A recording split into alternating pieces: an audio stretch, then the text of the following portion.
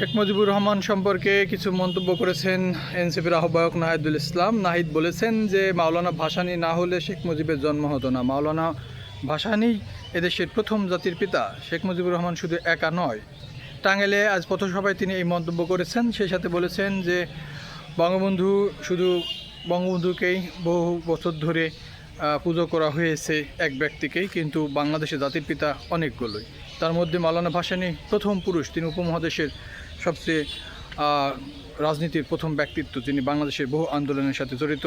তিনি এদেশের মানুষ, শ্রমিক, খেটে খাওয়া মানুষের জন্য কাজ করেছেন, আন্দোলন করেছেন।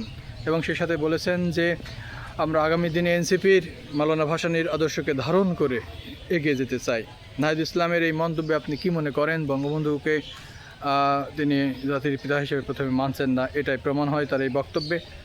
যারা কিছু মনে করতে চান বা আপনার বক্তব্য কমেন্টে জানাতে পারেন। লাইক, কমেন্ট, শেয়ার করবেন। ভালো থাকবেন, দেখা হবে নতুন ভিডিওতে।